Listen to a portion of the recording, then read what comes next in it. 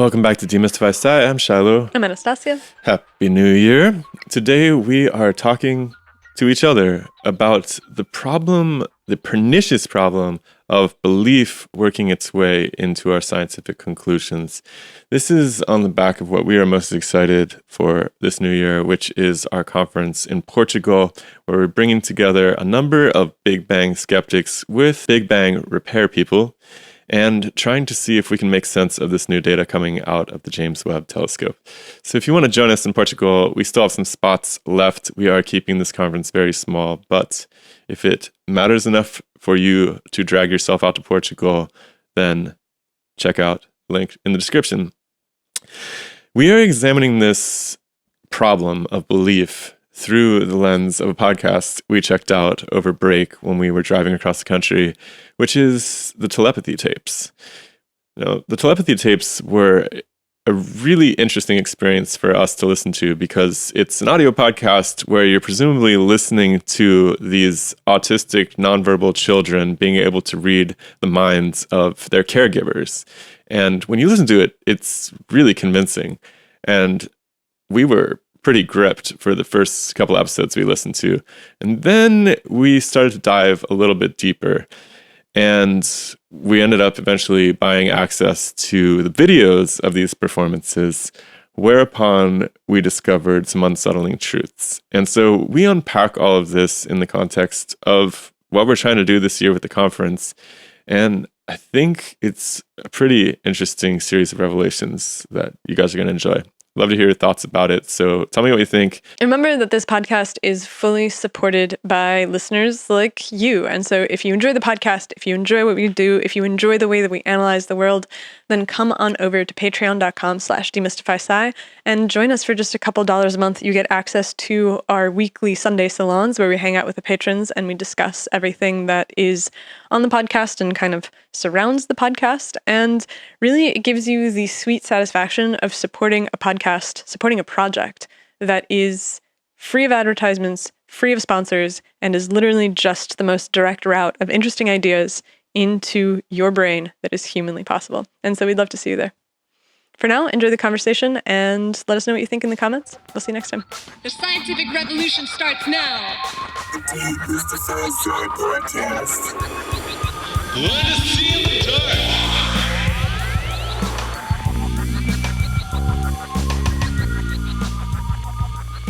The meta-narrative that we're dealing with today is the power of belief in science. And that sounds really woo and crazy, but it's something that we've been playing around with for many years, ever since grad school, really. And in particular, experimental science, because something that I noticed over many years of doing experimental science was that it seemed like in the labs and the mentorship situations that I was in, that we would see something anomalous through some act of play or fortune, right? You squirt some chemicals on. I had a job one time in a lab for a couple of years where I would literally just squirt not random, but like I would squirt chemicals on cells and see if they died, cancer cells.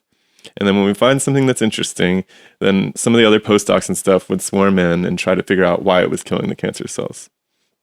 And like over the years, I started to develop this idea that what we were calling experiments in these papers was actually demonstrations of something that we understood to be the case from square one. And we were just elaborating the details of it through these things we called experiments.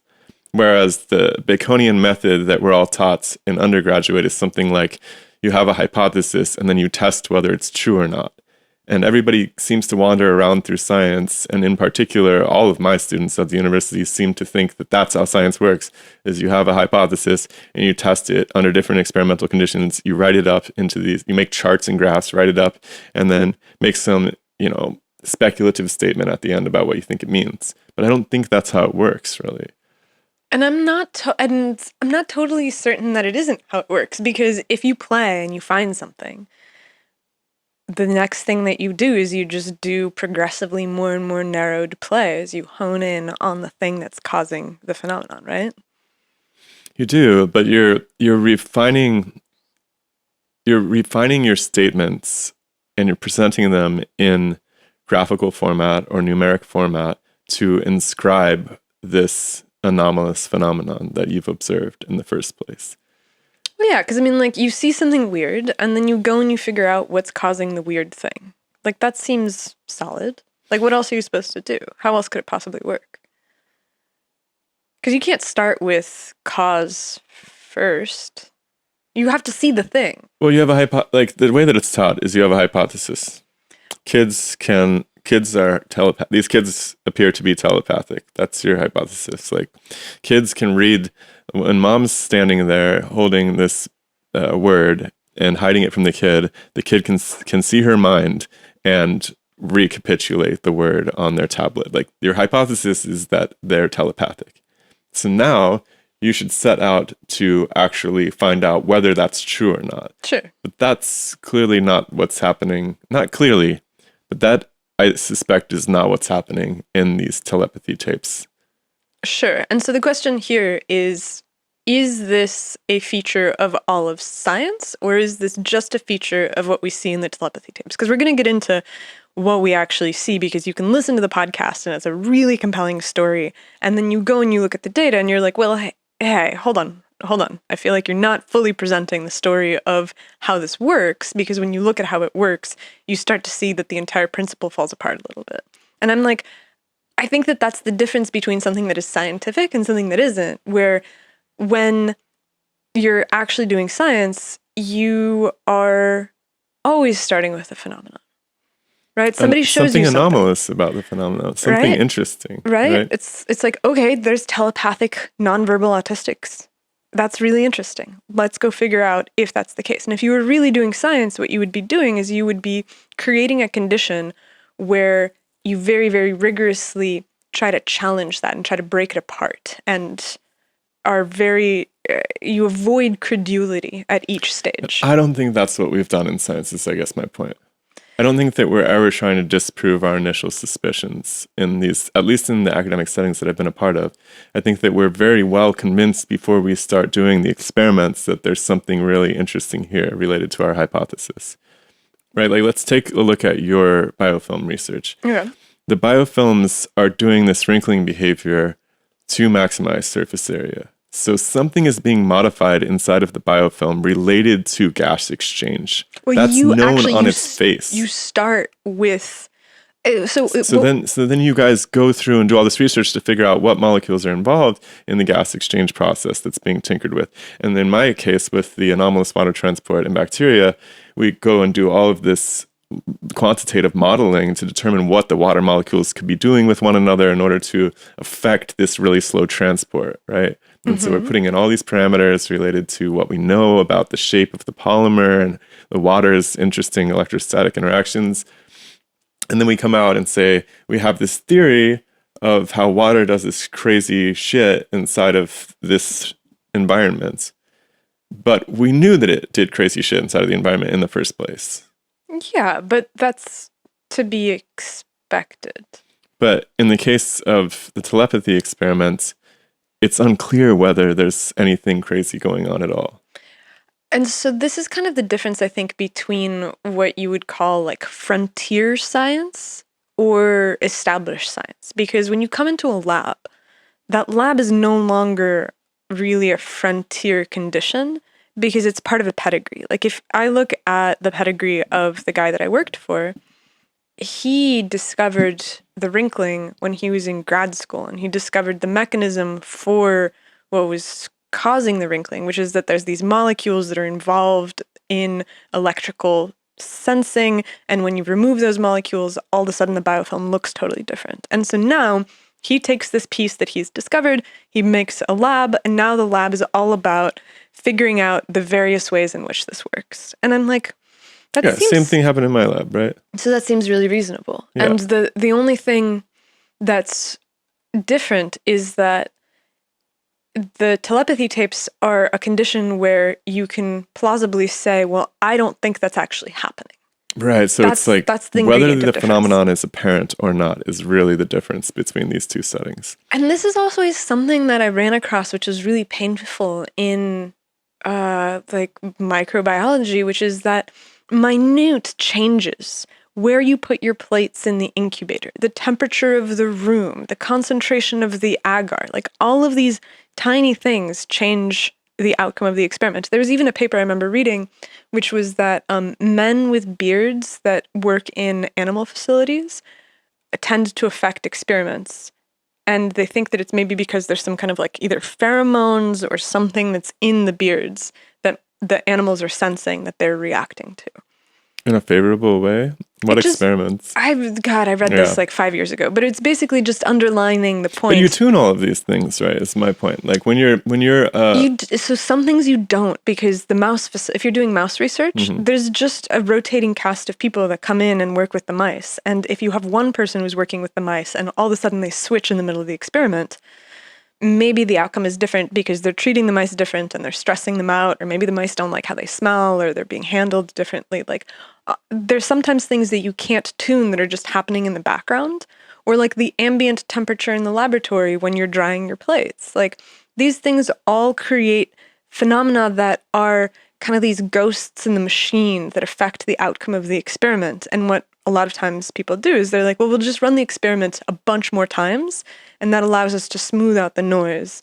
Because if you only run it 3 times, or like with 3 mice, you're like, okay, well, that's kind of, there's a lot of randomness in there. And so you increase the number of ends in order to be able to smooth the ghosts out. But the ghosts are probably significant. There's probably some hard to pin down anomalous phenomenon that's in there that's much less interesting, because it's just like, oh, the humidity in the room affects the way that these things wrinkle. And that's not that interesting because that's not what you're studying. So you try to control all of those as much as possible. Exactly. And that's why people generally freak out about things like not people, scientists freak out about stuff like the telepathy tapes, because they're like, this isn't a controlled experiment. You have not standardized anything across any of these experiments. You've literally allowed myriad new variables to creep in at every point in these studies. And yeah, you demonstrate in each case something that on its face is really incredible looking, but there's nothing controlled about it. You're not zoning in on one variable, which is what you should be doing, because if you're trying to restrict this only to telepathy, then you have to get rid of every other possibility that could be affecting it. And in my case with my research, we went to extraordinary lengths to rule out all the things, right? Like I'm trying to demonstrate that what I'm actually measuring is water transport in the spores by shining basically a heat pulse across this cantilever.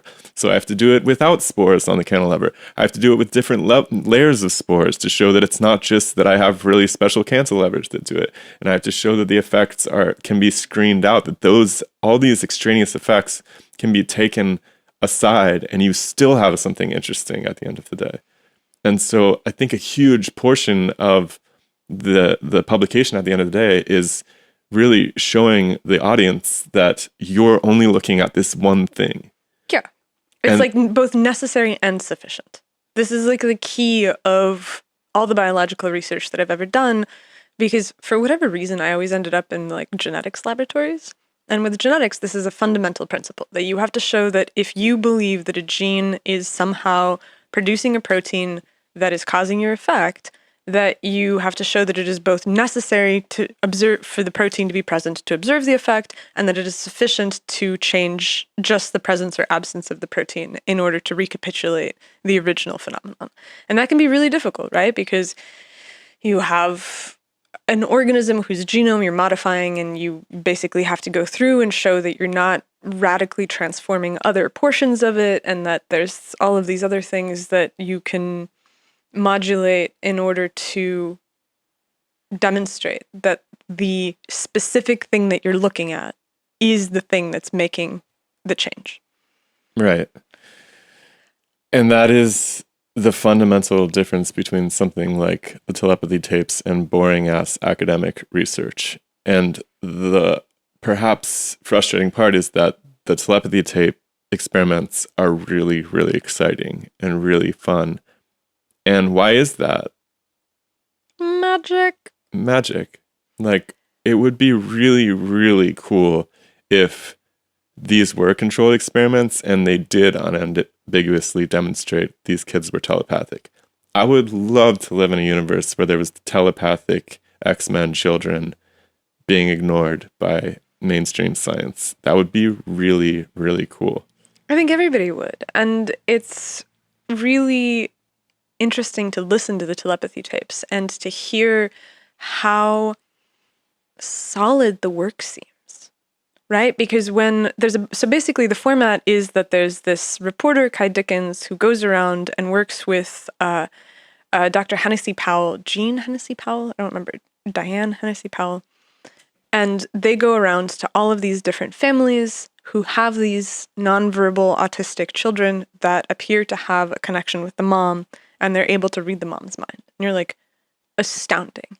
And the way that the podcast presents it is that it is magic. Literally everybody in the room is like, this is unbelievable. I don't know how this is possible, if this is possible. There's this quote in one of the early episodes where Dickens says that she has this very skeptical cameraman, and that after one of these sessions, she walks in and the cameraman's like, man, this is incredible. Does this mean I have to believe in God now? And you're like, that's really compelling. It's really compelling. It was really compelling. We listened to one episode without any, like, completely open-minded, without judgment. We listened to the episode. It was like, wow, that's really crazy. And so then, of course, naturally, the next thought is, all right, what's going on here? Like, is anybody poking holes in this? And what's really interesting is that it's an audio podcast, right? So you're listening and your mind is filling in the blanks about what's happening in the room. You hear the mom secretly given the picture or the word that the kid's supposed to be mind reading. Then you hear, everybody responding to what the child types on the tablet. You don't really know what's happening in the room.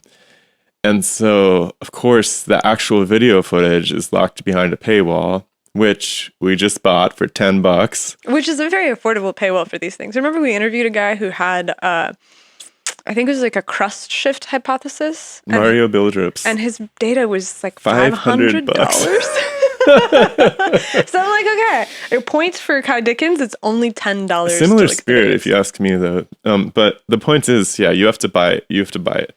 And the funny thing is, once you start actually watching these experiments, then you start to actually see how there could be non-telepathic explanations for these phenomena. For example, the first episode deals with this girl, Mia.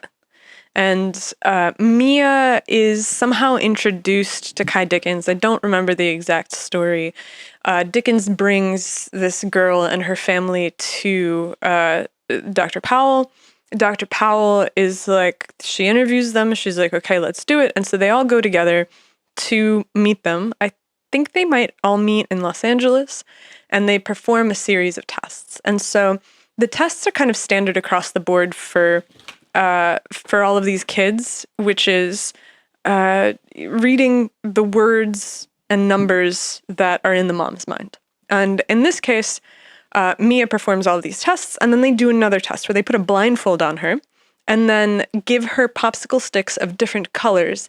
And Mia is able to put the popsicle sticks of the correct color into a pile of the same color.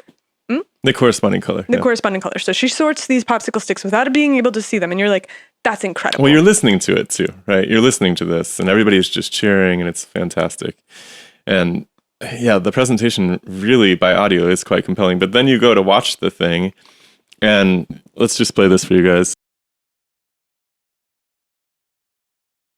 And what you can see is that the mom is actually holding the child's head.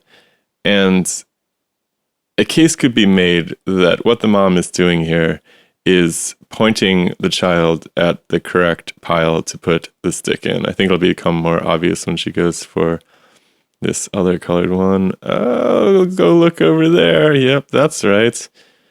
And then this one needs to go over there. Like that one's kind of obvious.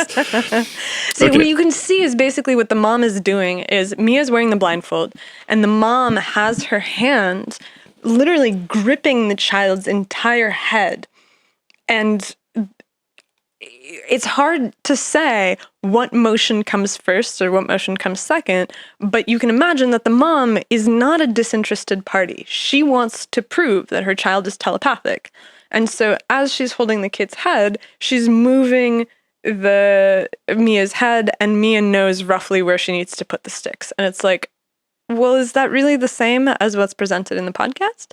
It's much less magical.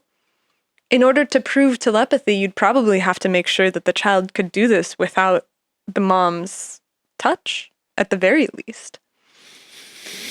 And, let's go through a couple more examples, because it's not just limited to this one. This, I believe, is the child that she leads the podcast with, if I recall correctly. Yeah, this Mia's was the first example. First. And it just sounds so astonishing when you hear it in audio form. And it's like, there's something deep inside of us, too, that really wants to believe this is the case. And this actually, so while you're looking for the next video, the phenomenon that's occurring here where the mom touches the child is something that's called facilitated communication. And facilitated communication for nonverbal kids has really been controversial, to say the least, because you have to imagine that these are families that have children who are completely locked away inside of themselves and are not able to express their thoughts and feelings. They're not able to communicate with the outside world. And so I think it was at a childcare facility for these kinds of kids, somebody figured out that if they held the child's hand and put them in front of a typing board, that the children would suddenly gain the ability to communicate by spelling out words. And so the facilitated communicator holds the child's hand as the child moves their hand from letter to letter, spelling out words, and all of a sudden, these nonverbal children are now verbal, which is extraordinary. And then come the skeptics who are like, well, hey, hold on a second. You're holding the child. And you have a desire to prove that they can communicate. So is it really evidence that they are communicating by themselves? And I'm inclined, after watching a bunch of these, we watched all of the ones that are in the back end of this website. After watching these, I think that it's pretty clear that the moms are doing something. The moms definitely have a deep connection with the kids, but and in some cases it is rather remarkable. Like, we can get into some of the more squishy ones in a second, but many of these cases, you watch them for a few minutes and it's very different than listening to it, because you can pick out a mechanism by which this could be happening. Look, I would love for somebody to prove me wrong and actually prove that these children are telepathic. That would be sick. But I can't rule out the more obvious answer that in the case of the popsicle sticks, the mom's just pointing her head at the proper. And in this case of the one that I want to show you guys next, the mom clearly has a system of orienting the kid to the correct answer. At least plausibly has a system for orienting the kid to the correct letter on the board. And so you have to get rid of those possibilities in order to make it convincing. I mean, like, I'm not saying that they're not telepathic. I'm just saying that these tests do not demonstrate that. Right. And so the test that we're going to show right now is basically the mom is holding a clipboard. She's separated with a wall from the child who's writing. And the clipboard has a word on it and also a sentence. And now the child is like writing some stuff out, and then they're going to start doing this spelling process. And the child's job is to spell the sentence that the mom has on the clipboard in front of her. And what's really interesting is the kid has a tablet that she's perfectly capable of typing into, because the kid is typing once she achieves the correct letter. But she uses the mom's tablet to achieve the right letter. So that's going to happen right now. So the mom has this letter board that she's going to put in front of the child. Now, the child's hand kind of wanders around on the letter board. As soon as the hand drifts over the correct letter, the mom lifts the board up and the child enters it into the tablet. So she just drifted around. As soon as she finds the right letter, no, that's not it. Mom lifts the board up. And so essentially what you have is a Ouija board situation here. The kid's just randomly drifting its hand across the board until it gets to the right letter. Mom lifts the board up. Kid knows it has the right letter. She has the right letter, and she enters it into the tablet. And on some level, it's really tragic, right? Because can feel in the construction of the experiment and in the construction of the show how badly the parents want to be able to connect with their children. And there's nothing that's more emotionally urgent than that, because I cannot imagine the difficulty of having a child who can't tell you anything. Like there's one kid in the show, John Paul, and the mom talks about this at length of how heartbreaking it was to have a child that wasn't able to vocalize anything beforehand. And what cracks me up is that I can't remember the exact sentence, but the mom demonstrates that John Paul is now able to connect with her and to tell her that he loves her. And he spells out a sentence that to me sounds exactly like something that a mom would say, right? It's this effusive message of love and care and of, wanting people to realize that autistic kids have something going on inside that the rest of the world has ignored, and that they're smart and that they're capable. And I'm like, it's so heartbreaking because you want this to be true. And the podcast presenter, Kai Dickens, has a brother who was a nonverbal autistic kid who died. And then she had some friends who died, and she turned to this kind of esoteric, magical, astrological world to find comfort in the aftermath of these deaths. And so you can see clearly the emotional character of people wanting to believe that this is possible, because what they're doing is they're wrestling with immense loss.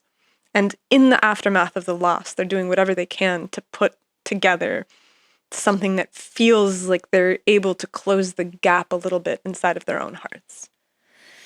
And so I feel kind of like a dick. I feel kind of like a dick being like, this isn't what it seems like. But given the fact of how popular this thing got, I feel like it's really valuable to point out that this isn't the way that you go about proving that this is the case. Well, that's the thing. Like, if it is true, then it's all the more on you to make sure that you're ruling out every possibility where dicks can science dicks like us can come in and be like, it's not convincing.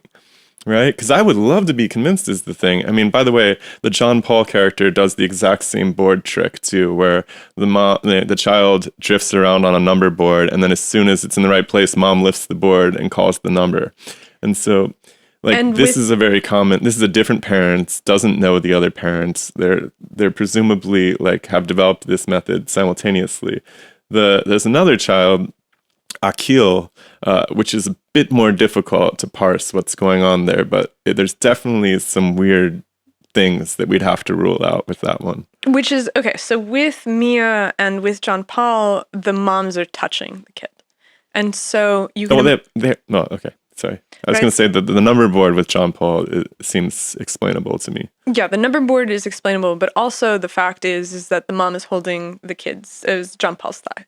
And so you can imagine that there's these micromotor sensations that you can deliver to somebody who knows that they need to perform a specific act to get a reward of positive reinforcement or excitement or love or whatever. And so that touch is in facilitated communication always viewed as being a little... it muddies the waters, because you're like, well, there's a plausible line here. And the reason that Shiloh's Akil is really compelling is because the mom's not touching Akil. So Akil has one of these boards, he's spelling stuff out, but... Akil has a tablet.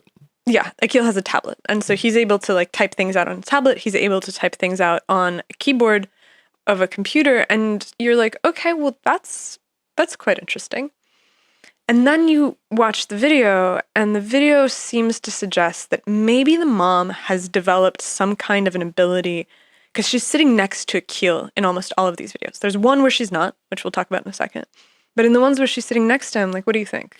Well, there's at least one video on there that we watched where the mom appears to be pointing at the tablet, like she's doing this kind of a thing from the corner.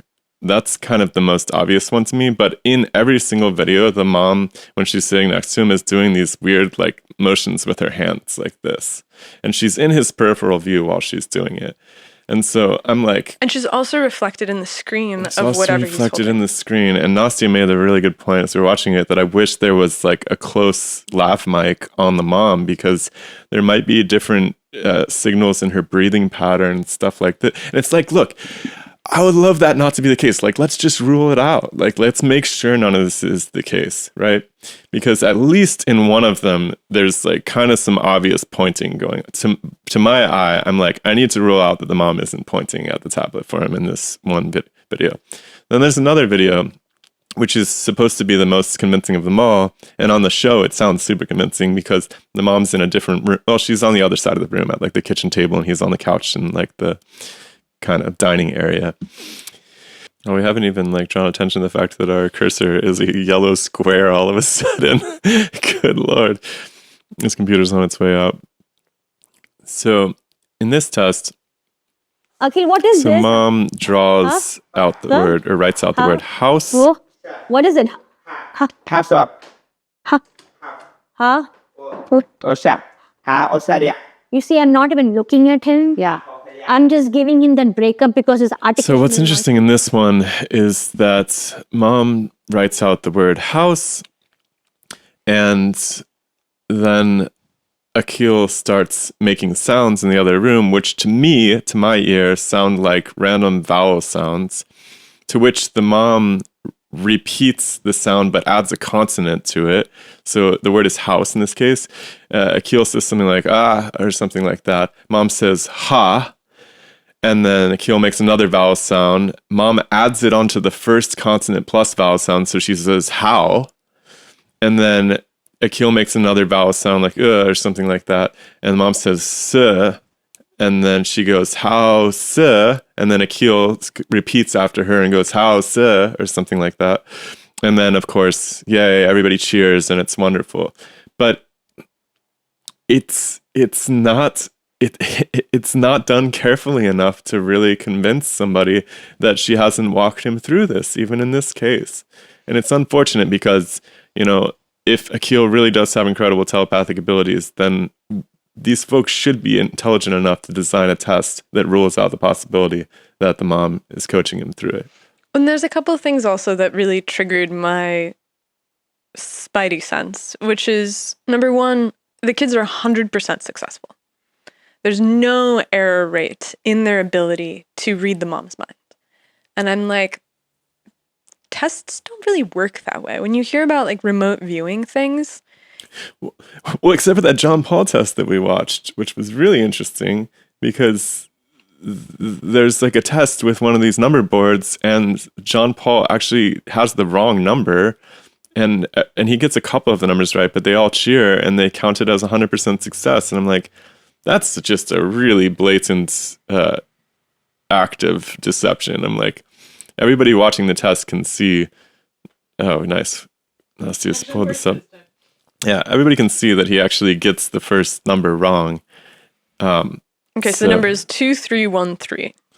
And so the mom puts the board in front of him.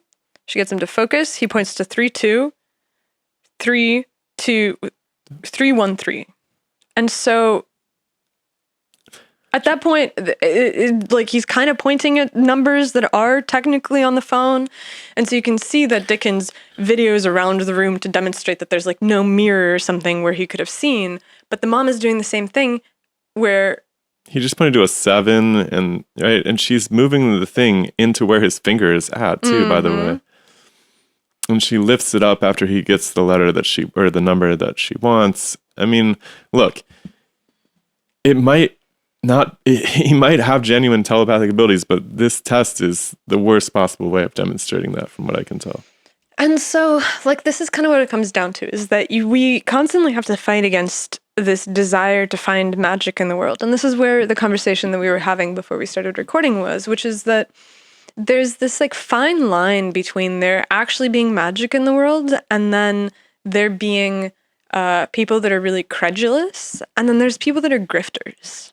And we know that there's a condition called, this is going to be really offensive, and I'm sorry, but we know that there's a thing called Munchausen's by proxy, and Munchausen's by proxy is a terrifying disease.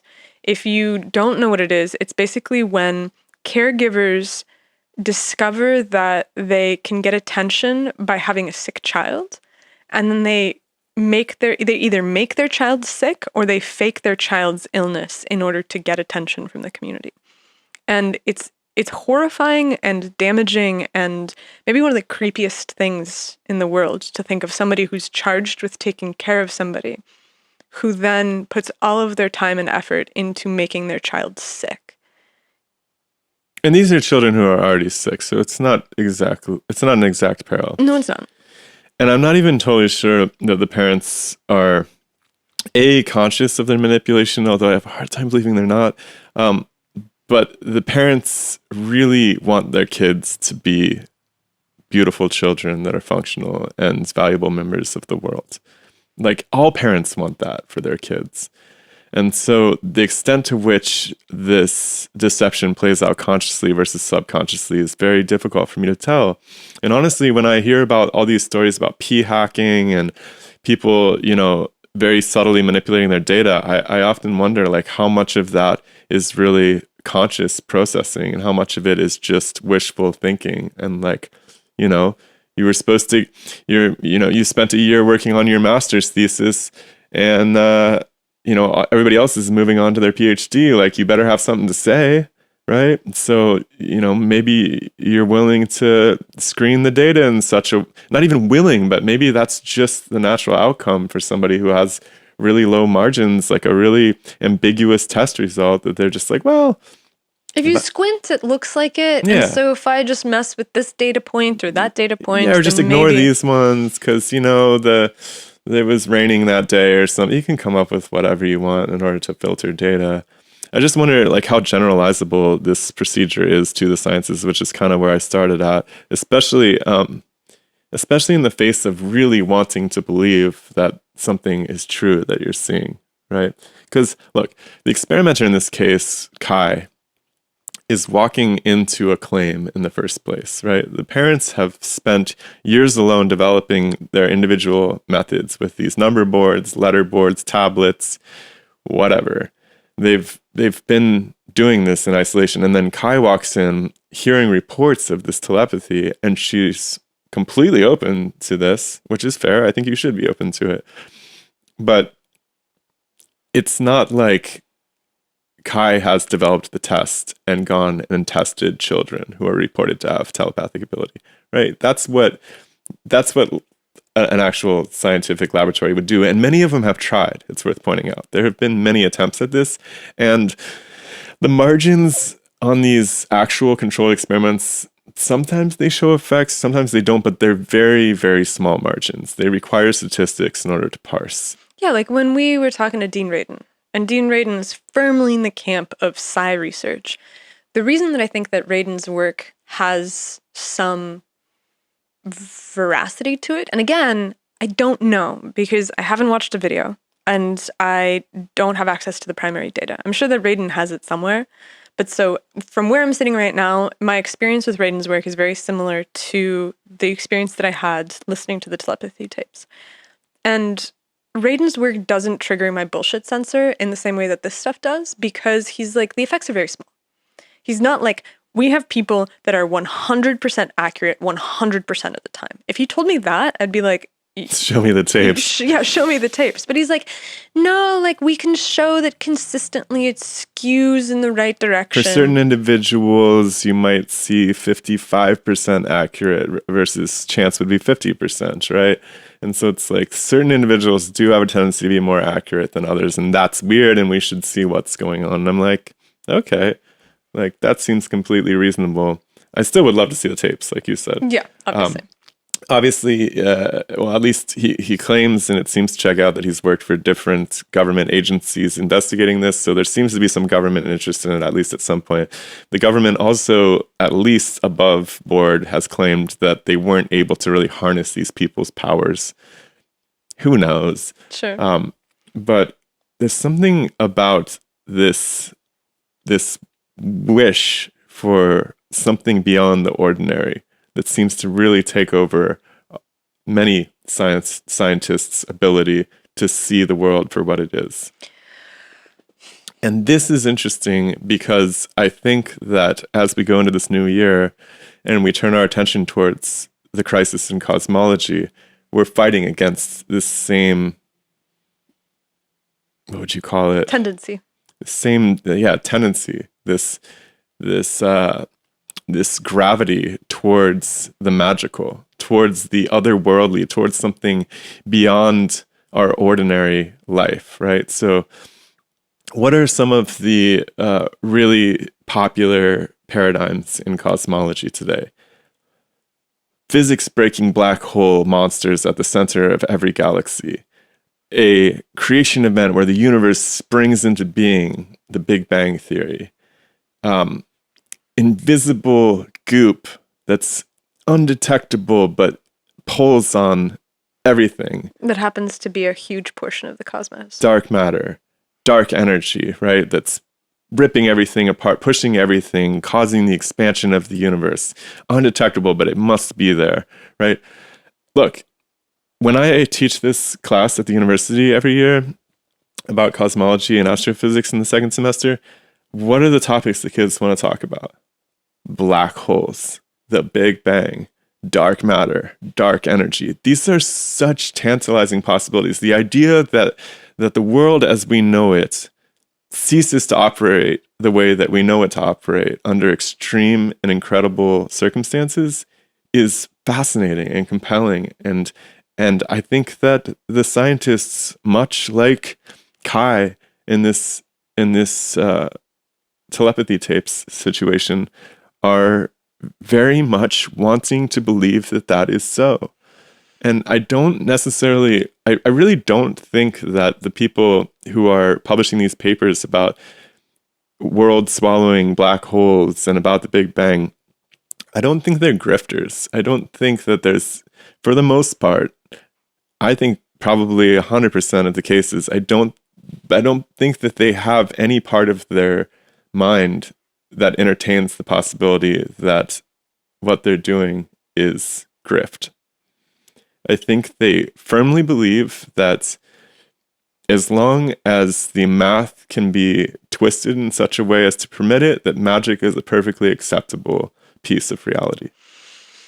Which is a really old belief, right? You have these old maps of the world before the Europeans had sailed all of the oceans. And at the edge of the maps, there are dragons. Because, yes, there aren't dragons here, but we have all of these myths of dragons, and so perhaps they exist somewhere. And some of that might have been tongue-in-cheek, where, like, nobody's actually thinking that there's dragons there. But I do think that there is a way that our minds fill the void of the unknown with phenomena that are really deeply thrilling.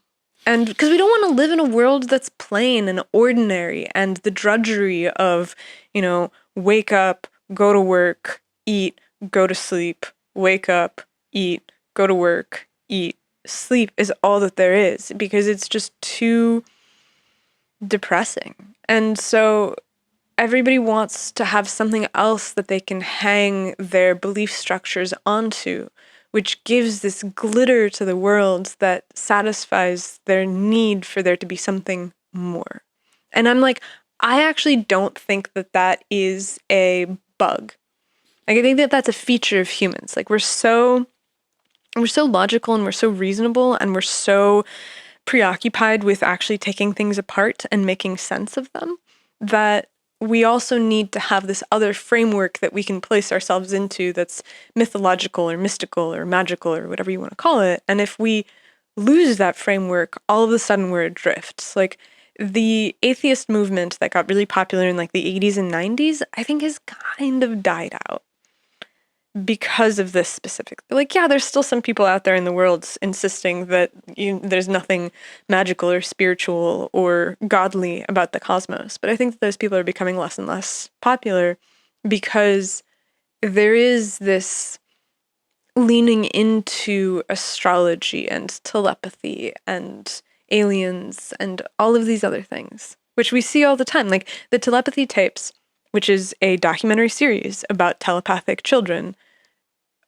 outranked like Joe Rogan's podcast for a couple weeks, which is a sign of a really natural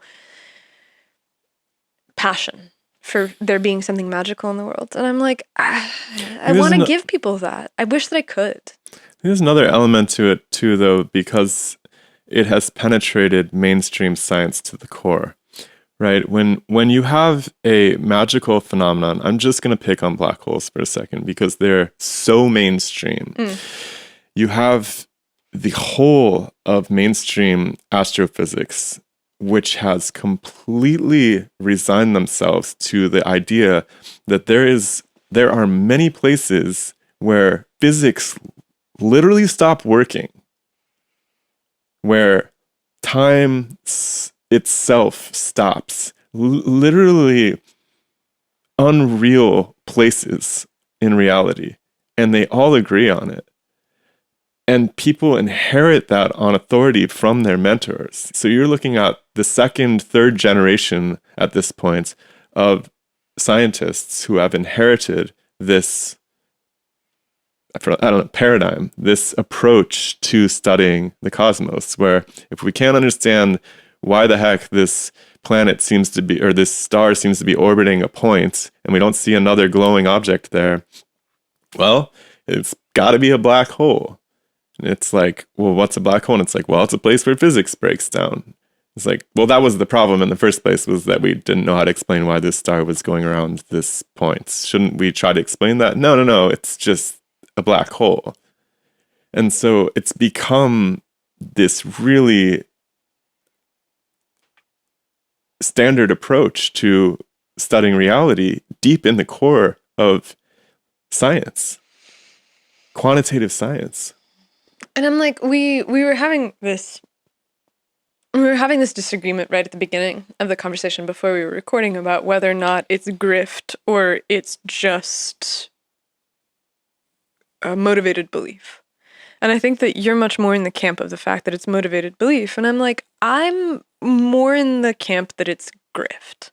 Even for the academics?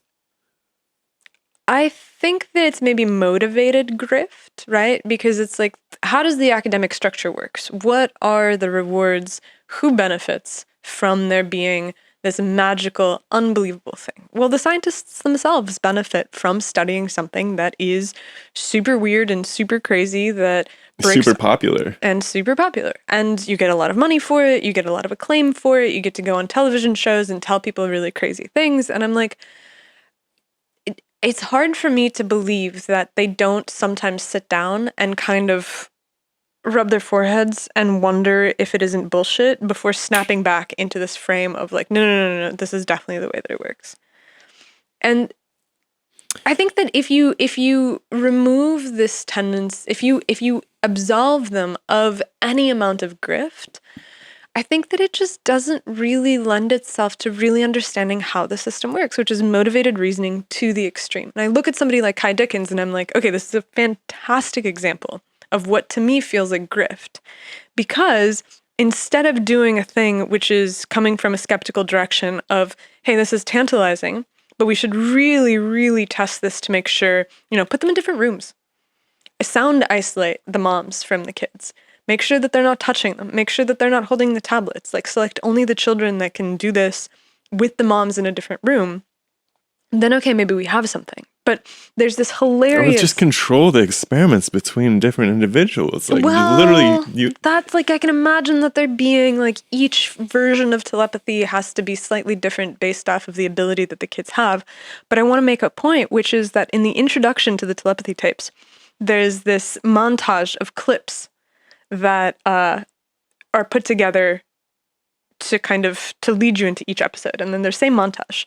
And the montage says that they can even do this when they're in different zip codes. Mm-hmm.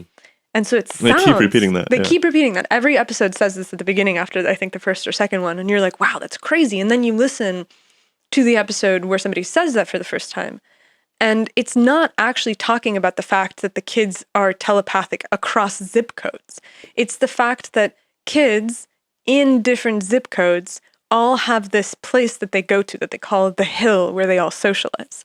And Dickens presents it as being evidence in this kind of like grifty way of this being evidence of telepathic activity over long distances, which she never demonstrates in the show. And the hill is this feature that's mentioned over and over again as evidence of this incredible thing. And Dickens doesn't ever seem to explore the fact that the parents are all talking to each other. And so if one child goes to a place that's called the Hill because it's invented by one of the parents, and the parent posts about it on a message board, all of a sudden, all the kids are going to the Hill. And you're like, oh, well, is that what happened? And there's no exploration of it. There's no attempt to trace back, like, where did the Hill first appear? Who started talking about it? Who else did they talk to? Where did the parents hear about this? Right, and the same thing could be said about black holes too, right? As soon as somebody publishes it and it starts appearing in sci-fi movies, you're off to the races. Like, everybody's going to see black holes everywhere.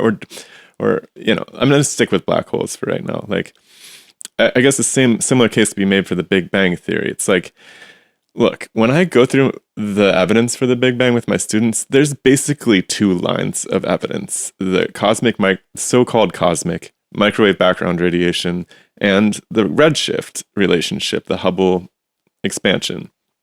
There's some other details about elemental abundances, but the two that are generally pointed at are these two simple phenomena. But look, the story that they were mapping this evidence, both the microwave background and the expansion, they're mapping it onto a story that's thousands of years old in almost every single culture across the globe. The idea of the universe hatching from an egg of some sort appears on every single continent, and it's been around forever, and it's essentially what we hear in our own Western tradition, going back to Sumeria, the Christian Bible, the Hebrew Bible. You still have this Genesis moment. God creates the world, let there be light. I mean, it literally matches the Big Bang. Then you go back and find out that the guy who actually did the original math was a Jesuit priest who basically hatched this whole thing into existence in the first place. And I remember reading that he had to, at some point, ask the Pope to stop complimenting his theory because he was like, this doesn't look good.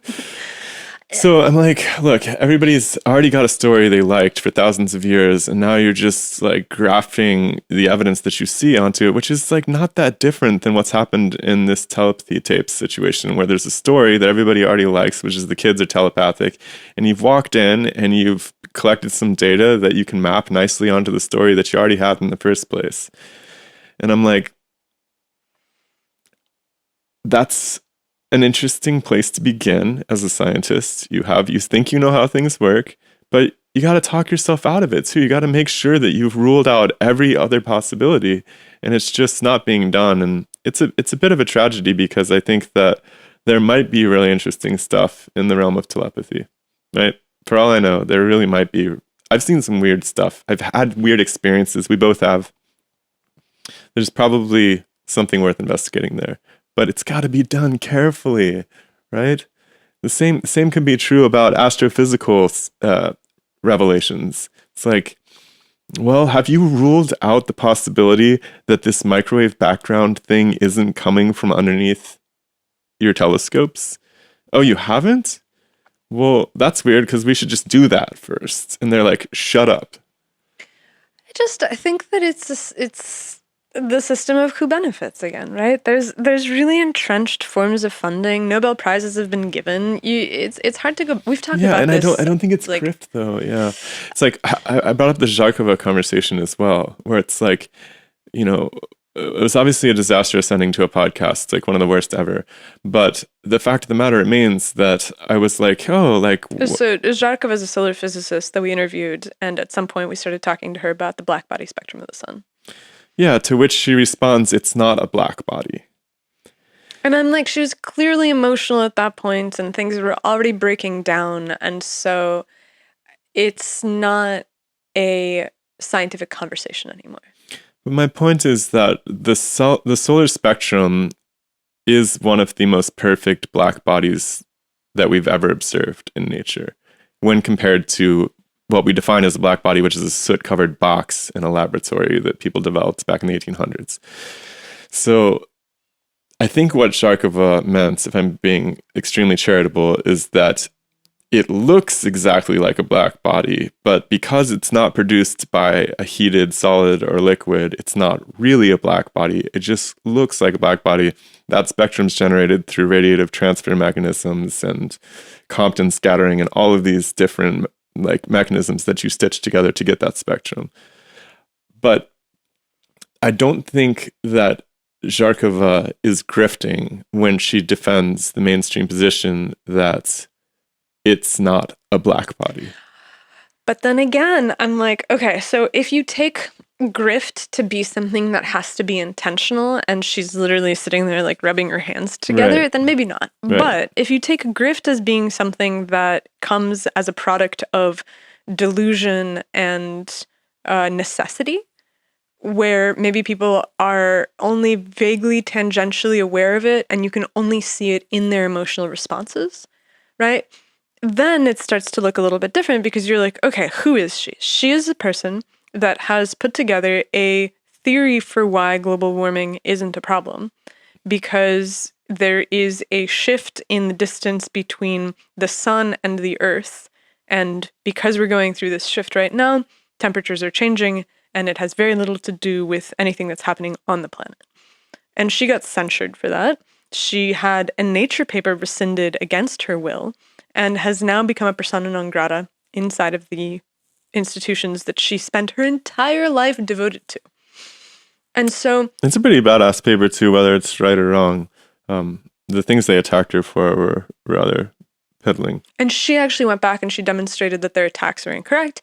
Paper didn't get reinstated. I would be massively embittered if that had happened to me after decades of work in a field where I was renowned. So it's like, okay, that's the background of what is happening to this person. And so my theory is that if you have one unpopular idea that you have been castigated for, you cannot allow any other crazy ideas in. And you have to represent yourself as being somebody who stands against other crazy ideas, because that is the maelstrom of the whirlpool, the like sucking vortex of career death, which is that you can't be the person who's like, hey, global warming's not happening, and hey, the entire field of solar physics is totally wrong. Like, and so the question is that fully self-aware grift? No, but I think that anybody who's emotionally aware enough of their own responses to something and reflects upon the fact that they react like this to somebody suggesting that the sun is a black body would be able to read through the shadows of their own response and be like, oh, wow, something's not quite right here. Like, I'm not being totally honest with myself or with the world. Because that's the only possible reaction. That's the only possible reason for that reaction. And scientists tend to be really like emotionally closed off and kind of unaware people. When you're obsessed with data and objects and mechanism and structures and statistics, like, you're not obsessed with understanding your own emotional reactions to things. And we've talked to a lot of people and we've had this experience where scientific discussions end up being these really emotional minefields. And I'm thinking that that's the sign of something. It's not just incidental. And so is it grift in the classical sense if she knows she's pulling the wool over people's eyes? No. But is it if she spent any time in self-reflection upon her massive emotional reaction, would she realize that perhaps she was uncomfortable with something and would then start to take apart the entire scaffolding for her belief system and have to see it differently? Maybe. Is she reluctant to do that? Almost certainly. So I'm like, I think that we should hold people accountable for that. And I don't think that we should let them get away with it, because it's not helping anyone to just kind of be like, oh, well, you know, they don't know what they're doing. Like, oh, this is fascinating. We were watching, did I send you that conversation where Jordan Peterson and Richard Dawkins debate? I listened to it, yeah. And it's hilarious because Peterson's sitting there and he's like, the dragon is a metaphor for predators and things to be afraid of. And Dawkins like, well, I don't see the world in metaphor.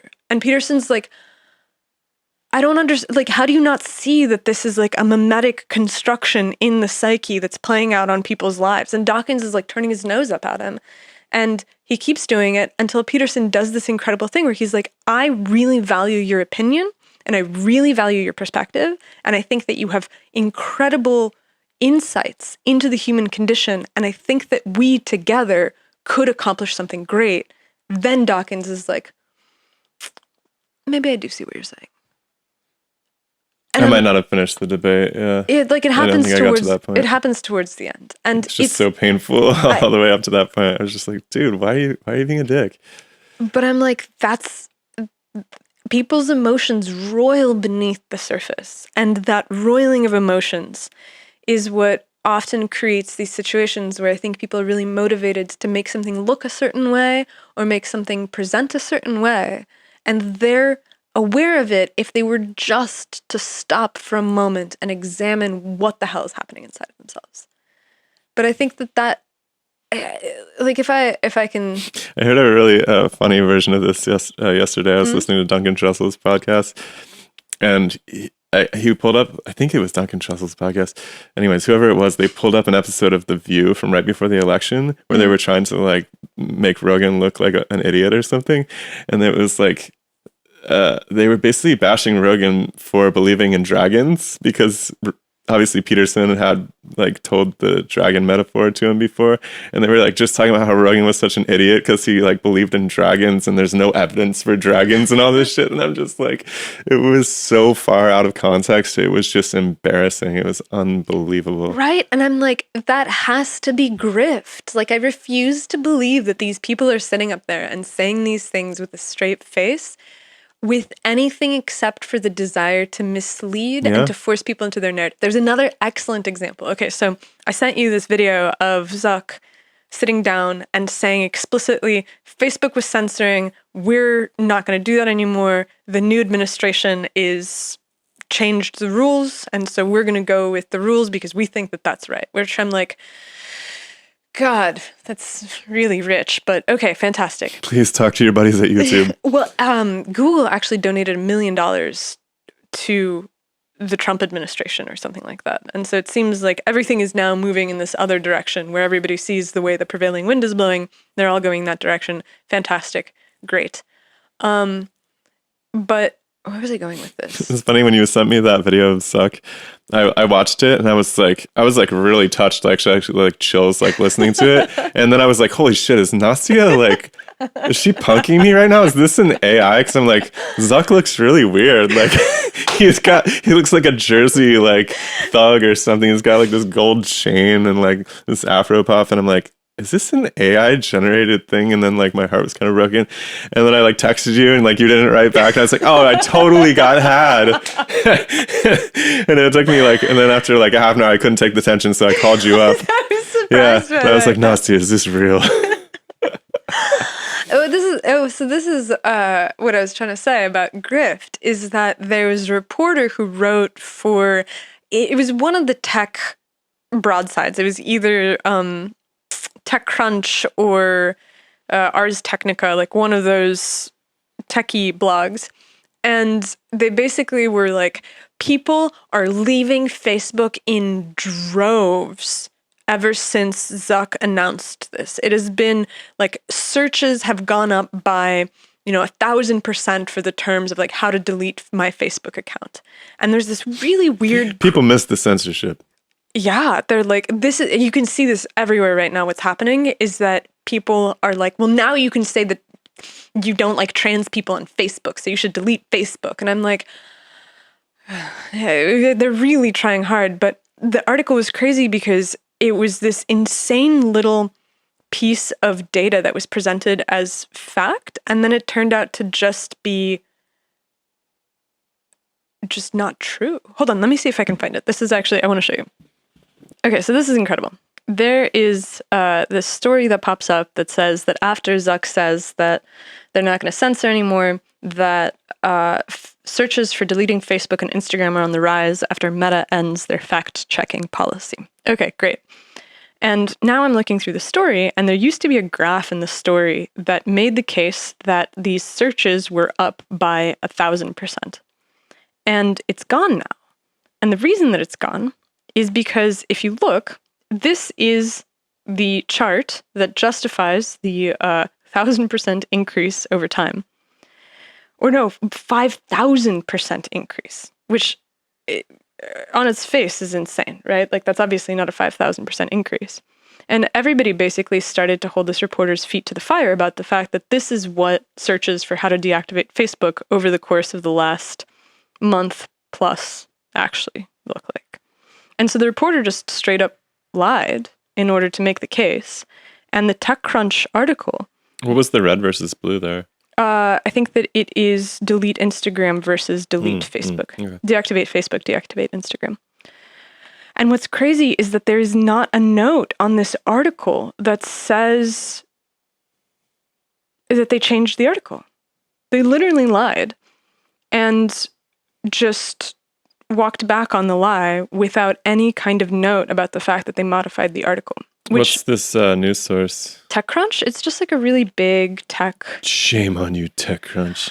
This is like a really, really common thing that's been happening recently, which is that people straight up lie in order to justify their belief systems. Like the reason that I started looking this up is because we were talking about the fact that like people constantly misrepresent stuff. And this is happening in front of us all of the time. And that reporter to me feels like a grifter because you don't have to be very smart in order to look at the data and see that this is not happening. What she did is she picked like a really, really narrow window where you could plausibly make some mathematical case on purpose. And then TechCrunch removes that from the article without making any mention of it, again, on purpose. Like, these people are grifting. And to say anything short of that is cutting them too much slack. And it makes sense if your motivation is to get clicks and headlines and so forth. The question is, why is that persisting inside of our sciences? And I think a huge reason why we want to deal with cosmology in full this year is because it seems like an innocuous field of study. Like, who really cares what the story of the universe is? Does it really affect people's daily lives? And I have a sense that it actually does matter. And it matters because it comes down to whether or not we're willing to accept grifting and deception as a part of our daily lives and our society. Is that something we condone? Do we hold honesty as a supreme virtue anymore? And what happens if we don't? God, I know that we're supposed to wrap this, but this opens like another wormhole for me, which is like we've always valued intelligence really highly. And I know that people in the patron chat have pushed back on this, where I think that there's many of them that are like, well, I don't think that we value intelligence as the most important thing. But then I look at stuff like the way that income is distributed over our society, and intelligence correlates with being able to pull a tech salary, intelligence correlates with tech salaries. Tech salaries are the highest in the economy, ergo the only system that we have for distributing value, which is money, demonstrates that we value intelligence over everything else. And this is just like simple quantitative intelligence of being able to control algorithms and program computers. And what you said just now makes me think that maybe now that we have unlimited intelligence on tap, where you can have a computer program that can do coding, that can do mathematics, then maybe the next level that we go to from here is valuing honesty. That's why I think it's a really important topic. And I think that's why this should be a really interesting panel. At the conference? A really interesting topic for us to hone in on at the conference is what's happening in cosmology, because very much like the telepathy tapes, we have a situation where we have incredible phenomena in the sky that's never been as well inscribed as it is today. We have this new telescope that's giving us phenomenal pictures of very, very distant galaxies. And we have the opportunity to tell a story about what that means. And we have an old story that doesn't fit very well, even according to mainstream astronomers. It doesn't fit that great with this new data. Now, the question becomes, what sort of story do we need to tell in the future? And are we open to the idea that we might need a completely different story than the one that we've been telling? Or do we just have to change some of the characters in the story, give them a new hairdo, and move on? And so it's a really interesting pinch point where we have to ask ourselves as a scientific society, are we willing to break face and entertain completely far out new ideas? Are we willing to consider that there's other possible explanations for this new data? Or is it just a matter of hammering it into place? And what's really interesting is that it's much more difficult to make this case about there being problems with cosmology than it is to make the case that there's problems with the telepathy tapes.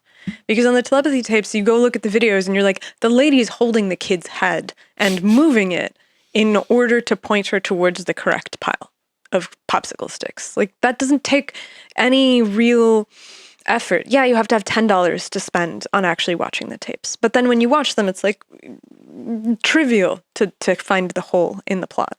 But when it comes to something like cosmology, it's much more difficult because these are really complex mathematical structures that have been cobbled together over the course of decades that are all interconnected in order to create a whole system that works. It's not the same as just a single video where you can watch somebody point their telescope at a black hole and see that that's not what it actually looks like, or see that there's something else, right? Like, every single one of these images is assembled through an algorithmic process of data fitting and analysis.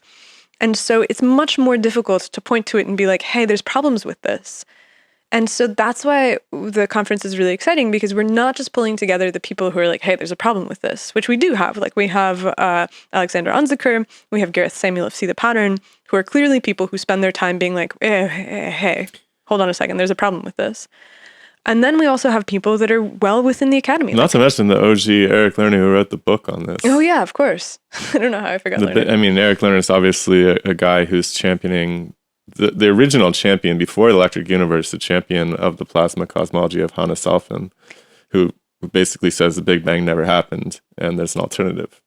And so we have the critics, and oftentimes these sorts of gatherings end up just being critics. It's just the people that you can pull together who are like, hey, this doesn't make any sense, and everybody pats themselves on the back. And you can look through the history of these sorts of conferences, and oftentimes it's kind of people that are far out. Like, there's one particular conference series that I'm thinking of that's been held since like 2014, and it was a lot of Mond people, and the Mond people have gradually become less fringy, but it was mostly Mond people, and gradually that transitioned to being like a bigger swath of people. And I'm like, the goal here is to bring together people that are within the academy that are sort of aware that something's not quite right, but they don't necessarily have the full slate of criticisms open in front of them to look at and to examine.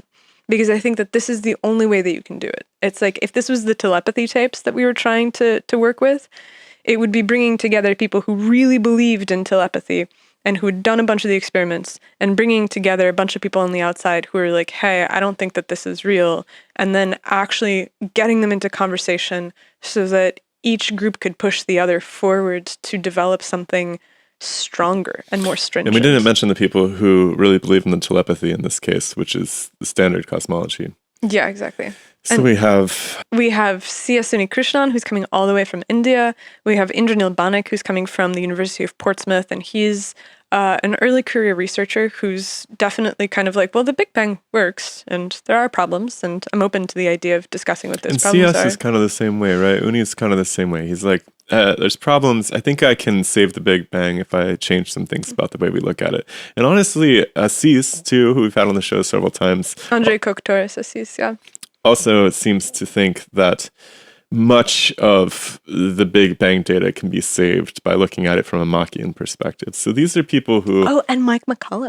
Oh, yeah, Mike McCullough, too. I'm not sure what his cosmological take is. Exactly. McCullough, I think, is pretty pro-Big Bang, but also aware of the fact that there's issues with it. He's kind of on the experimental side, and so I think that he's the engineer who builds on the basis of the theoretical and observational stuff. So several people who are still working within the general paradigm and trying to patch it up.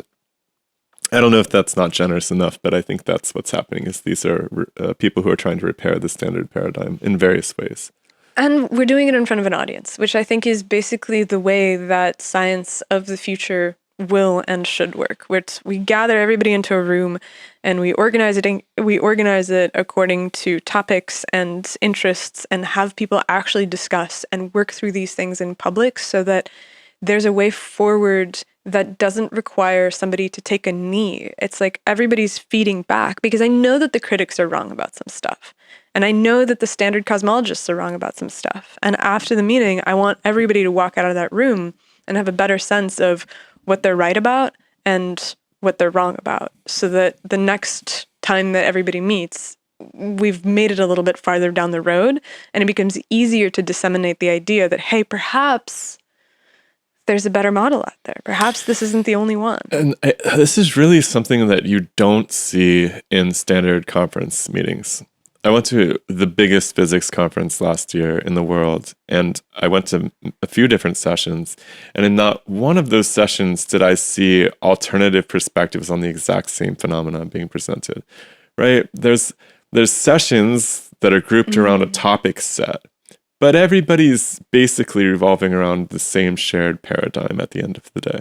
They might be filling out different details about it, and the same can be said, right? Like, there's probably conferences that do MOND.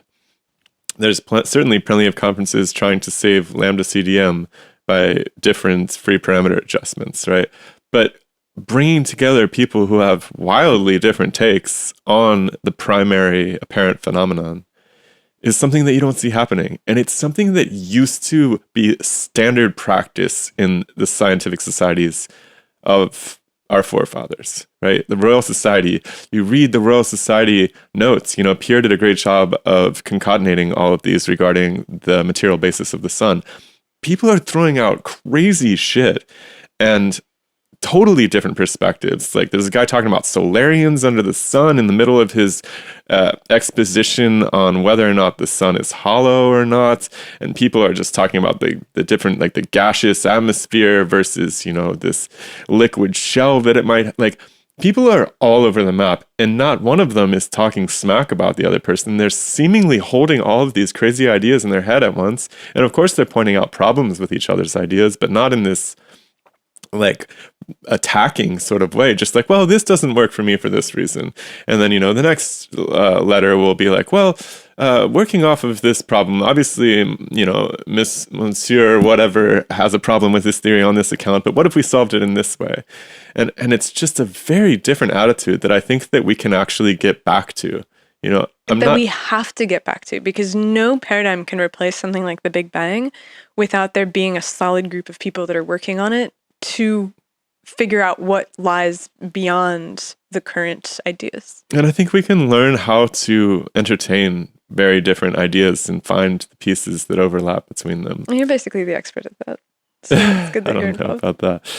And I think that's what I'm most excited about for this next year is, our first conference kicked ass for sure. It was wonderful to meet many of you guys, hang out, talk about all of our favorite topics. We will do that again, of course.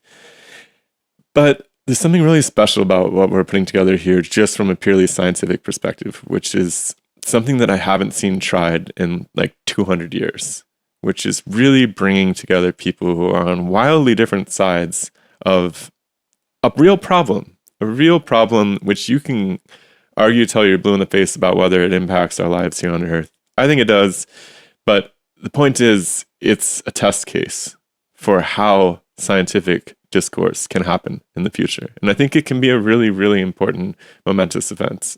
And it doesn't hurt that we're having it on the beach in Portugal. Yeah. It's going to be beautiful. I think so. And so anybody that wants to attend, I think that this is also another thing that's really uncommon, which is that we're really focused on making sure that we bring together a critical mass of experts, but that they're also not just talking to each other, which is often a scientific conference is just a bunch of people that are, 15 years deep into some esoteric scientific topic, speaking to each other in a way that's not accessible to somebody who wanders in off the street. And because this is in front of an audience, because the people that are members of DemystiCon come to this conference, then there's this immediate translation to the language of the audience. And so I just, like you said, I don't think that anybody's ever tried anything like this before. And it's going to be really fantastic. Yeah. And I would love to see those of you who are willing to make the trek out. We're going to keep it small, obviously, because it's the only way that we can actually move around and meet people. So we're keeping these conferences tiny for now. And I hope we can keep doing that. Yeah, the link for that is in the description. We mentioned it also at the beginning of the show, and it's also right here. And we would absolutely love to see you in Portugal, where we will show the world what it looks like to actually encounter challenging ideas that have a lot of motivation and desire behind them. Honesty. Also, if anybody wants to prove to me that telepathy is real, please drop those links down in the comments section, because I am 1,000% open to the idea. All right, guys. See you next time. Yeah.